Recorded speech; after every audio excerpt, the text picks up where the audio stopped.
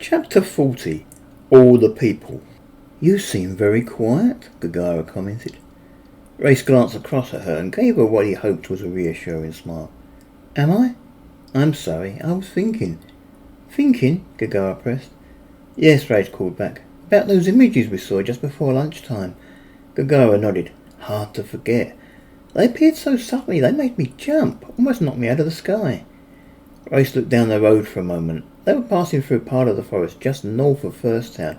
Someone capable of casting a spell powerful enough to do something like that is a force to be reckoned with. I remember.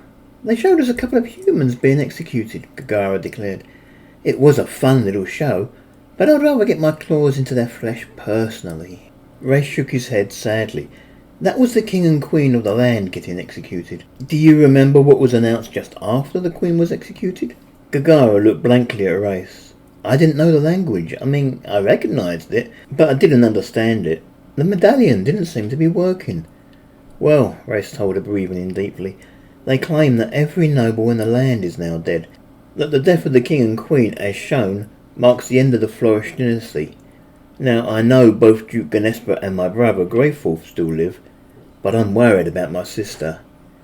You think she might be dead? Gaggara asked. Not until I see her body, Reyes replied. But yes, it has occurred to me that I might be too late. I still find it hard to believe that First Town could have fallen so easily. First Town had fallen. As he and Gaggara got closer to the city, Reyes began to look and listen for the telltale signs of a city still under siege, but there were none. There was no sign of the massed armies of elven soldiers gathered in the forests outside the city walls, no sound of siege engines battering away night and day at the outer walls of the same city. Everything was peaceful. There were others in the forest. The harpies were out in force, flying about the treetops in search of something to hunt. For the most part, the small hunting packs tended to avoid each other. They also avoided Reyes and Gaggara as they flew towards the city, treating them with the same respect they would for any other huntress. There are a lot of hunters out today, Gaggara commented. They'll drain the forest dry if they aren't careful.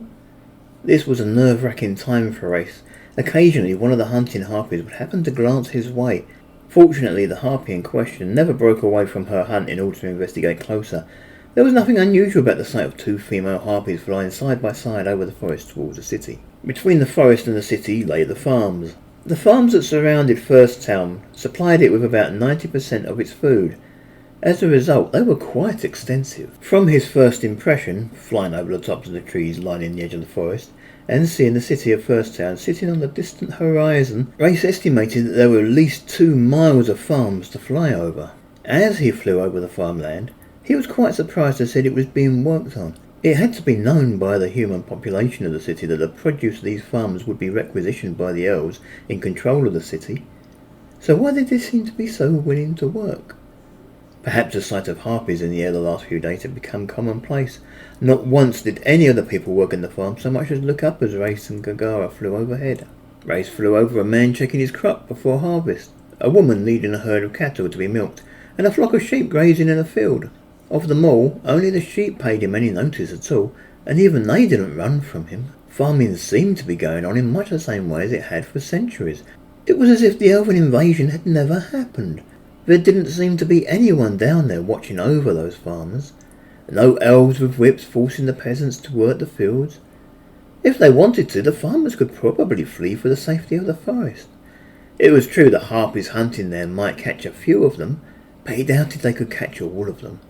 There had to be some other reason why the peasants seemed so willing to stay and work. Reyes thought he knew what it was. It looks like the elves have been hard at work feeding the locals, Gaggara suggested, echoing Reyes' own thoughts. Reyes nodded. The elves wouldn't need to put anyone out here to watch the peasants if they'd been given enchanted food. He could imagine it, an entire army of slaves willingly doing the bidding of their elvish masters. He hoped they hadn't fed the entire city enchanted food.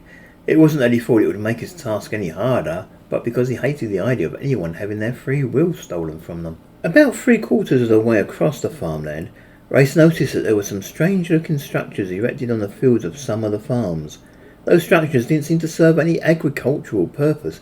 Indeed, they seemed to be designed as small defensive outposts, rather than something a farm could use. For a minute or two as he approached one of them in particular, Reyes pondered the purpose of these structures. Then he saw the flag of a knot flying above one of the walls of the structure. and suddenly everything became clear. It was a small fortress where the army brought by Duke and Knott had been stationed during the wedding. The outpost was empty now. There was no movement of any kind. Not too surprising since the city had fallen into elven hands, but it did pose the question as to what exactly had happened to the soldiers stationed there, or at any of the other outposts that Reyes could see scattered about the fields. What had happened to the 60,000 or so soldiers that should have been here to defend the city? The gates to the city were closed and very heavily guarded. Reyes counted over a dozen elves gathered by them. They weren't standing to attention, but were rather gathered around chatting, as if guarding the gates was nothing more than a formality.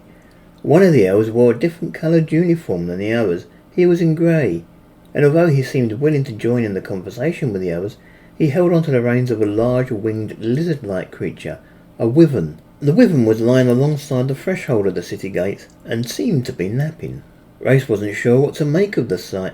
He remembered his father telling him that one way an oppressor kept control of any population was to limit movement.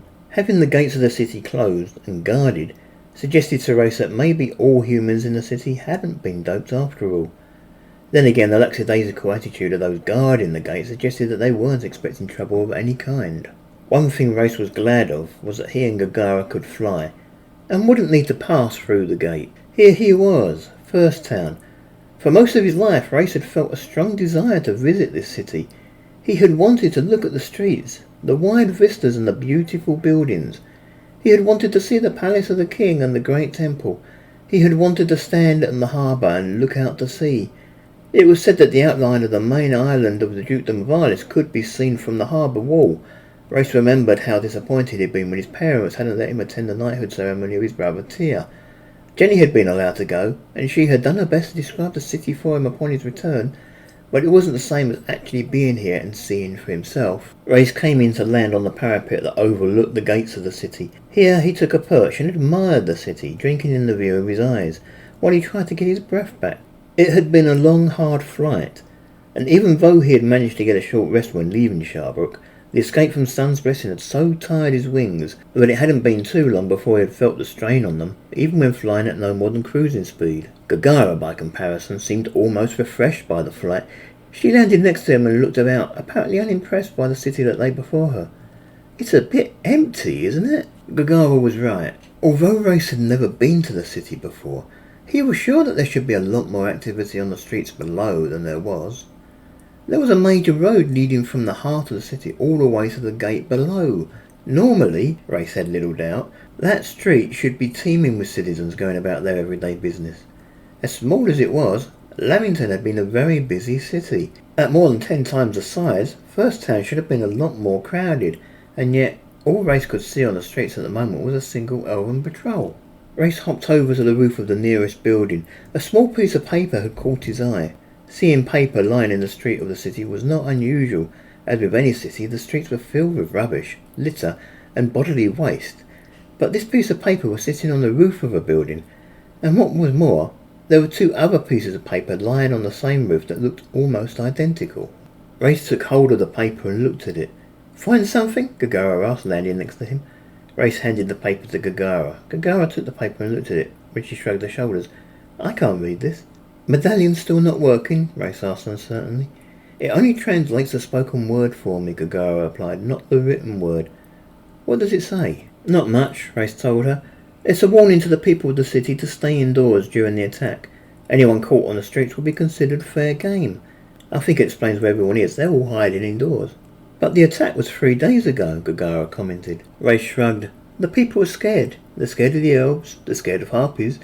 Being at home gives them at least some small measure of security." Gaggara tilted her head slightly to the side. "So what next?" Reyes looked about himself uncertainly. "I don't know. I haven't really thought that far. Dead or alive, we need to find my sister. But somehow I doubt she'd be there now." "You doubt?" Gaggara asked. "One of the first things the elves would have done upon taking the city would be to replace the current regime with their own. They would have attacked the palace. If my sister was at the palace, then she is probably dead." "Could that explain why Manglos wasn't able to scry her?" Gaggara asked. "It might," Reyes admitted, "but I'm not willing to believe she's dead. Not yet, anyway." He waved his hands towards the city that lay before them. "Look at all this damage to the city. Clearly there was some sort of bombardment before the invasion began in earnest. The noise such an attack would have made should have been enough to warn the king of what was happening. Reyes could see it now. The king personally leading the palace guards to the harbour in an attempt to stem the invasion and buy time for the other royals to evacuate the palace. The king would be captured. The queen would refuse to leave until she knew her husband was safe, and she too would be captured.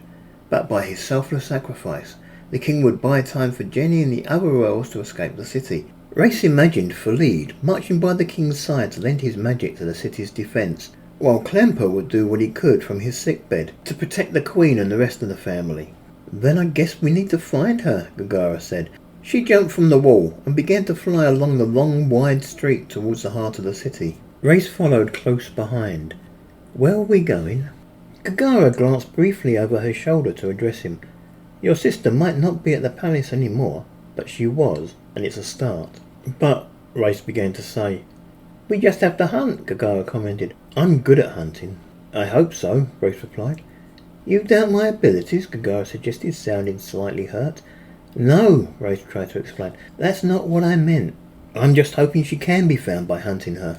Gaggara looked at him doubtfully. Then she concentrated on watching the road ahead. As with Reyes, Gaggara had never been in the city before, but she seemed to have a good idea as to where the palace was most likely to be located. She led the way along the main street at first, until it split and separated into two narrower roads that headed in opposite directions to each other. Gaggara kept on flying in a straight line. She flew over the houses at the end of the road and found another street and another row of houses just beyond. Looking down, Reyes could still see a lot of elves on the streets below. Only very occasionally did they fly over anyone who was human, and that human always seemed to be hard at work at some menial task of the type elves would usually give to their slaves. There were also harpies. Several harpies had taken to resting on the rooftops of the city. There, they seemed to be just whiling the day away. Some of them engaged in various activities such as sorting through a selection of pretty stones, or playing some kind of game. Some even seemed to be sunbathing, though Reyes wouldn't have thought that this was the best weather for it. As many harpies as there were perched on the rooftops, though, there were others in the air over the city. Some were playing faux hunting games with each other, while others were just going about whatever their business happened to be. Gaggara surprised Reyes by coming in to land on the rooftop of one of the taller buildings of that part of the city. Reyes was sure they couldn't be all that far from the palace now, but he didn't begrudge Gaggara her rest. Besides, his wings were still straining with that morning's effort. "What is it, sweetheart?" Gaggara pointed towards the southeast. It was in the general direction of the city's harbour, which Reyes could only tell thanks to the rather obvious sails that sat on the skyline. "I'm not sure what's going on over there, but there seems to be a lot of activity in that direction." Reyes looked along the line of Gaggara's arm. She was right. What Reyes had thought of as just random flying all seemed to centre around the city's harbour. There were definitely more harpies in the air over that part of the city, and even from here Reyes could tell that the rooftops over there looked a lot more crowded. "I expect that's where most of the villages are located." "I suppose you're right," Gaggara commented. She watched for another second as if considering, and then she turned and prepared to take to wing again. "Then again," Reyes said, putting a hand out to stop her, "it might be worth taking a look." Reyes had always wanted to look out at sea from the harbour wall. This was his opportunity to do so. He felt a little bit guilty about putting his sister on hold, but it had been 3 whole days since the invasion. He was sure the trail could get no colder than it already was. Besides, something felt very wrong about the scene. If the harpies were truly just flying about their new homes at the harbour, why did it look as if so many of them were flying somewhere across the sea? It wasn't as if they'd just gone out there for a quick leisurely flight over the water. They seemed to be heading somewhere with a purpose. Reyes flew over to the harbour, Gaggara flying beside him. The place felt crowded, and he felt nervous, but none of the other harpies in this part of town gave him so much as a second look. He landed on a relatively empty part of the harbour wall and looked at the scene before him. Reyes had seen pictures in books, images of row upon row of human warships all lined up along the harbour, each sitting in its own little berth. It had been such an impressive-looking fleet that first-hand had considered itself safe from any possible attack from the sea. Obviously, the city hadn't been that safe. The fleet that Jarvis had warned Reyes the elves were building had arrived, and had struck hard. Now those once powerful ships of the human navy were sitting at the bottom of the harbour with all hands. There were signs of battle all along the harbour wall. Virtually every catapult, ballista and trebuchet that had been put on the wall to help defend the city from an attack by the sea had been destroyed. The remains of many of these coastal defences had been left in place, although it looked as if those killed during the exchange had been removed. Now, in every single berth along the harbour sat an elven ship, and there were many more ships out at sea, all waiting their turn to come in and make harbour. Each of the moored ships was taking on cargo. They weren't loading anything so mundane as gold or weapons, they were loading people. Every square inch of the harbour was occupied with humans. This was what happened to the people of the city. They were gathered together in small family groups and stood waiting for their turn to board one of the elven warships. Reyes' first thought was that the entire population of the city was being sold into slavery and transported to either Dubarun or Casitala, but then, when he followed the line of ships out to sea, they were all headed in the same direction as the harpies seemed to be flying. They were sailing for the small island of Arlis. For a moment, Reyes stood amazed at the size of the task the elves had set before themselves. If they were truly moving the entire population of First Town to the island of Arlis, it was going to take several days, even with so many ships at their disposal. First Town might be well equipped to handle a fair number of vessels at a time, but if Reyes recalled correctly, the harbour at Arlis was a lot smaller. Just what could be going on at Arlis that required so many slaves? This is important, Reyes commented, as much to himself as anything. We should find your sister, Gaggara commented. We can worry about this later. Reyes nodded. Gaggara was right.